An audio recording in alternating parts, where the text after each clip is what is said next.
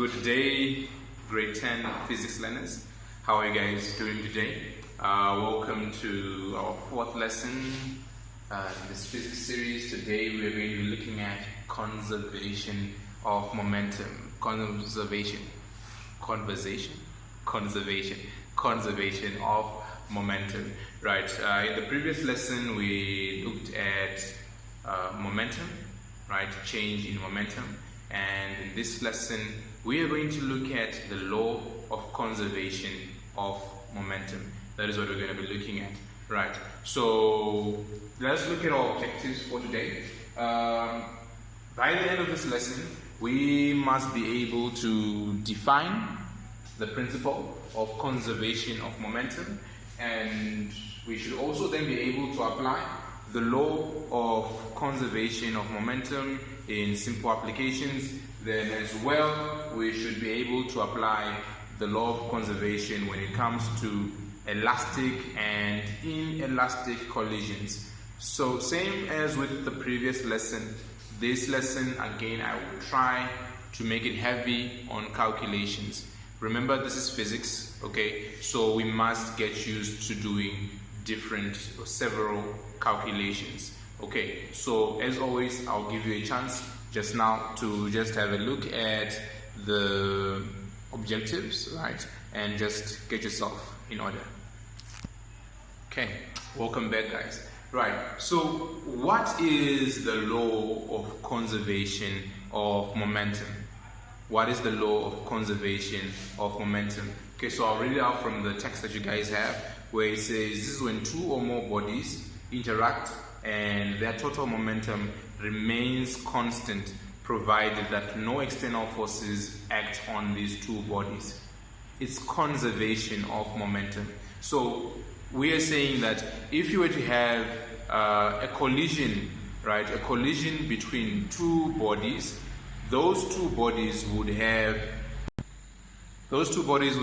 the same momentum before and after the collision.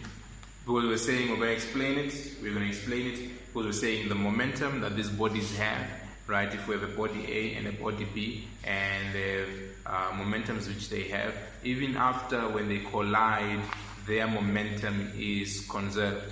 I would like to take you back to the issue of conservation of energy, where we say the primary law in the universe: energy cannot be created, nor can it be destroyed, but it can only be converted from one form to another, right? But in this case now, so you cannot destroy the energy or the momentum. Now in the case of momentum, you cannot destroy the momentum, so the momentum is simply conserved. So with the law of conservation of momentum, we are looking at a situation where the momentum prior to a collision is the same as the momentum post the collision. So we say collision or explosion, right? So prior to the explosion or posterior to the explosion, before and after, the momentum, the total momentum in the system is the same, right? If our momentum for two bodies, right? I'm going to put calculations, and I hope when I put the calculations on the board, it will make more sense. That's the good thing about physics. When you start writing it down in the calculations, it makes more sense. Okay, so let's get straight into it. Let me put an equation on the board which will help us explain this concept. Right, so we recall that our law or our calculation or our formula for momentum is equals to mass times velocity. Mass times the velocity. I'm trying to check. I hope that is visible. Yes, it is visible. Right. So now imagine if we had two bodies, and the first body we'll say has a mass 1 and an initial velocity of, we'll say, call it 1. Then the second body has mass 2 and initial velocity 2, right? If we add, so this is mass times velocity. This is mass times velocity. And we're going to get a certain momentum x, right? Okay, we're going to get momentum here x, and when we get this momentum, we will find that this x is actually going to be equal to the momentum that these bodies have, right? This is the law of conservation of momentum. To say now their final velocity of these two objects, because their masses will not change. Their masses will be the same, but it is the velocities that change. But then the momentum is going to be the same for the initial momentum and the momentum after the collision. The momentum before the collision is equal to the momentum after the collision. We say, let's call this momentum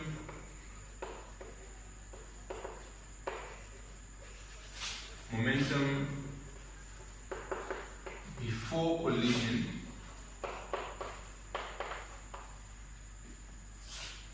will be equal to momentum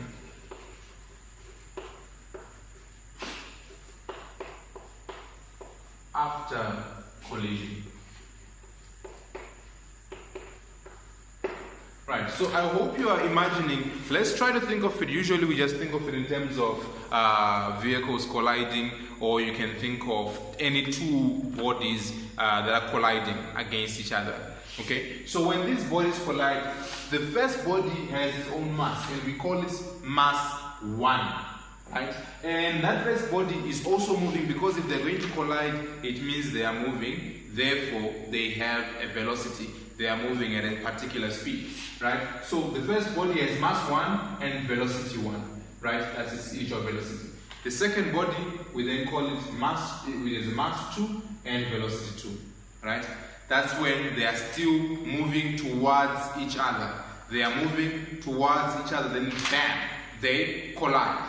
Then when they collide again, we then take the mass, we record the mass and find that the mass is going to be the same, but the velocity is going to change. Because remember, they have collided, right? So the velocity is going to change depending on whether it's elastic or inelastic. We'll get to that later. But when you find that the mass multiplied by the velocity of the final velocity for body 1, then the mass of body 2 multiplied by the final velocity of body 2. When you calculate and you find these momentums, you will find that the momentum before collision is equal to momentum after the collision, right? So the moment you have the momentum before collision being equal to moment after collision, it means that there has been conservation of momentum. No momentum has been lost. That is the idea of conservation, right? So in your living physics, let me attempt for you guys from activity number 20, question number 2. We will attempt it together. Okay, welcome back, guys. If we look at the board now, I've put a question on the board. The question reads as follows. I hope you are able to see the question. So the question is saying, car A with a mass of 500 kilograms, traveling at 4 meters per second east, 4 meters per second east, collides with car B, which has a mass of 300 kgs and is traveling west at 5 meters per second. After the collision, the cars stick together. Determine there's an error here. Determine the velocity, not the cars of the cars, but the velocity. Determine the velocity of the cars after the collision. Okay, I apologize for that. Determine the velocity of the cars after the collision. So we have been given our two different bodies, car A, car B. We have been given their masses, right? We have been given their masses and we have been given their initial velocities, right? We are now asked, and remember it says that here, after the collision, the cars stick together, right? And because they are stuck, they are now moving as one body. So when we are calculating the velocity of the cars after the collision, it's effectively calculating now the velocity of one body that is moving. So what I need you guys to do now, I need you guys to try and use the formula that we just gave, showing how momentum, was in this case, momentum is going to be conserved. Momentum is going to be conserved. However, kinetic energy, some of it will be lost, but that's not really important right now. Okay, so if you can try and do the calculation for this one using the formula that I gave you just now, okay, try and carry out the calculation for this one. So you may pause the video even for 4 or even 5 minutes and try your best to see if you can come to a point where you get to determine the velocity of those bodies after the collision, right? So take about 4 minutes, 5 minutes, you may pause the video and carry out the calculation. Right, welcome back, guys. If you have been successful with the calculation, hopefully you have done the calculation and you have found yourself having an answer that is similar to this one and having followed all these necessary steps to get to the resulting answer. Okay, because remember, in physics and in mathematics, our formulas and our steps are as critical as the answer itself. They're actually more important than the answer itself. So now let's look at what we have just done here. So we have a question here which is saying car A with a mass of 500 kilograms traveling at 4 meters per second east, right?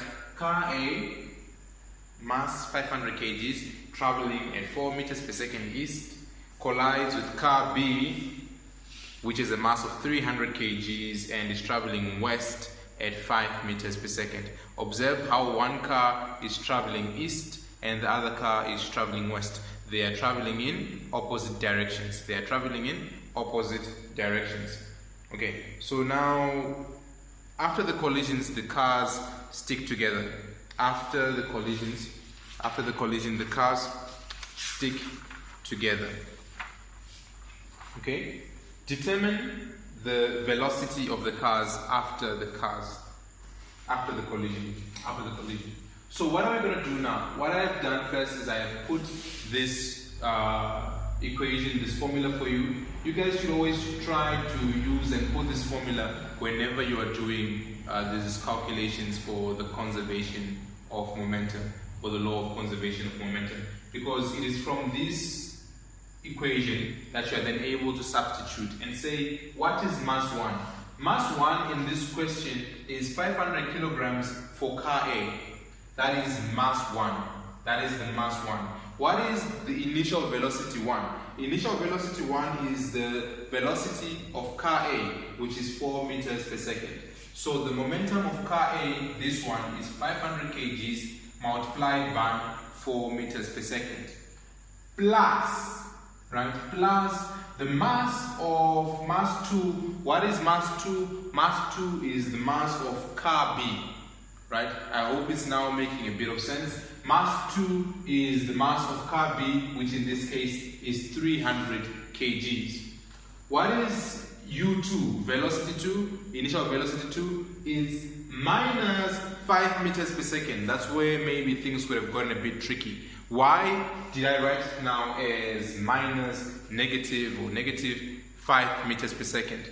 Because we said momentum in the previous lesson, if you recall, we said momentum is a vector quantity. Momentum is a vector quantity, not a vector quantity, vector, not you, right? It's a vector quantity, vector. Okay, so it has both speed, it has both magnitude and direction. Because we have been given the first vehicle moving at 500 with a mass of 500 kilograms, moving at a speed of 4 meters per second, velocity of 4 meters per second to the east, that becomes our positive, right? That became, in this case, our positive. The other car, which is moving to the west, right? Because it is moving, if something is moving to the right and we say that it's positive and something is moving to the left, then that has to be negative. So the car moving to the west actually has a negative velocity when we are calculating the concept of momentum. That is why I have minus 5 meters per second there. That's why I'm having that value. Okay, so the momentum of body A and the momentum of body B is equivalent to m1v1 plus m2v2. That is going to be the mass times velocity after the collision. So what we have this side is before the collision, this will be after the collision. So we do our simple calculations. 500 kgs multiplied by 4 meters per second, that's 2000 kilogram meters per second. 300 kgs multiplied by negative 5 meters per second. Because now you have a negative here, the overall answer also becomes negative. So this one becomes minus 1500 kilogram meters per second. That becomes our second momentum for the body, or car B. That is the momentum of car B, minus 1500 kilogram meters per second. This is equivalent to the mass of the two bodies. Observe that even after the collision, the mass did not change. The mass of the two bodies did not change. Okay, the mass does not change, but the velocity did change. Right. So the mass of body A, car A, remains 500 kilograms multiplied by a velocity which we are yet to determine, plus the mass of car B, which is 300 kilograms multiplied by a velocity which is the same as this one, because now the bodies are now stuck together, which means they are now moving at the same velocity. Right. So the next step was to say 2000 kilograms minus 1500 kilogram meters per second, and I got here 500 kilogram meters per second, which is equivalent to what? The 800 kilograms is 500 kilograms plus 300 kilograms. That gives us 800 kilograms. The velocity, I just now write V. There is no need for V1 and V2, since V1 and V2 are now the same body, which is now moving at the same velocity. So I just leave it now as V. I just leave it now as V. So this is 800 kilogram velocity unknown. Velocity unknown. We are going to determine it. So if we have 800 kg V and we want to find V only, what do? Okay, we substitute for V, and we do that by dividing both sides by 800 kilograms, because we want to cancel out the 800 kilograms. So if I say 800 kgs divided by 800 kgs, this will divide and both of these ones will be gone. And then this side of the equation, I also have to divide by 500, right? By 800. So I divided 500 divided by 800, 5 divided by 8. That gives me, if we do this and we do this, we get here 0.625. The kg cancels out with the kg. Observe how when you're doing these calculations, the units, everything, when you're doing the calculation, you just don't end up with a miraculous answer. There are no miracle answers. Everything follows step by step. It's a detailed procedure. So the kilograms cancel out with the kilograms. Then we are left with the V being equal to 0.625. So then I put the V to this side of the equation and say V is equal to 0.625 meters per second. 0.625 meters per second.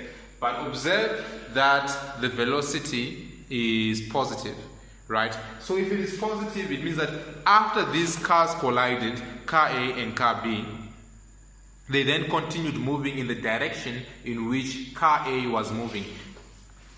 0.625 meters per second east, right? So then they continued in the direction in which car A was moving, right? We may think of it, if you don't like thinking of collisions and thinking, oh, why do we have to think about cars? Think of it even if you think of desks or any other solid objects which you can think of, which have a mass which you can. I'm looking at the desks and I'm thinking, maybe you're thinking, okay, so if we had two desks that are moving at high speed or high velocity, or at the velocity is given there, and they collide, right? And when they collide, they become stuck to each other, right? Okay, they become stuck to each other, and then they start moving as one. They start moving as one. Okay, so they now the velocity after the collision is 0.625 meters per second. Right. So we would also like to look at the concept of elastic and inelastic collisions in relation. I had to rub out some of the objectives because I wanted enough space to do the calculation. Right. So we have what we call elastic collisions. So this is the final answer. Before I move on, this is the final answer. I will give you more calculations for you guys to do, right, so that you can work out your mind. You can work out your mind, right? So let's move on to how collisions are effectively divided into two, right? They are what we call elastic collisions and they are what we call inelastic collisions. This one, where the bodies got stuck to each other, is an example of what we call an inelastic collision, right? An inelastic collision, a collision in which when the bodies collide, they become stuck to each other. Then elastic collisions are collisions where I'll give an example of tennis balls. Do you guys know tennis balls? If we were to throw two tennis balls at each other, they would collide and they would immediately bounce off each other, right? That is what we call an elastic collision, right? An elastic collision. So now what is the main difference between the elastic collision and the inelastic collision? In the elastic collision, we have a conservation of momentum and we also have a conservation of kinetic energy. That's it's what we call a perfectly elastic collision, right? In a perfectly elastic collision, you would have conservation of both kinetic energy and momentum. So you would find that the momentum would be the same, right? The momentum would have remained the same and the velocity would have also remained the same, right? The velocity of the bodies would also have remained the same if it was what we call an elastic collision. What about an inelastic collision? And an inelastic collision is the collision we have just looked at in this particular example. This is a collision. I'll slow down. I'll just breathe a bit so that you guys get to catch up with me. Right. So an elastic collision, kinetic energy, momentum, both are conserved. Perfectly elastic collision. Inelastic collision, in an inelastic collision, the momentum is conserved. The momentum is conserved. However, the kinetic energy is lost. Some of the kinetic energy is lost. You can tell here clearly that initially this body was moving at a speed of 4 meters per second to the east. However, after the collision, which one is greater? 4 or 0.625? Which one is greater? I hope you're not at that stage where you think because there are a lot of numbers, this one is greater. No, 4 meters per second is greater than 0.625 meters per second, which implies that velocity has reduced and therefore kinetic energy has been lost. So that is the difference also between inelastic collisions and elastic collisions. Right. So we have reached the end of this particular lesson. We have reached up the end of this concept on momentum, change in momentum, conservation, law of conservation of momentum, elastic and non-elastic collisions. Right. So I'd like to thank you guys. We'll meet again in the group. Please ask as many questions as you can. I think I just have money in my mind. Right. Ask as many questions as you can. I'll be there to answer your questions. As always, I am grateful. This is your teacher, Marshall A.C. Kandiani.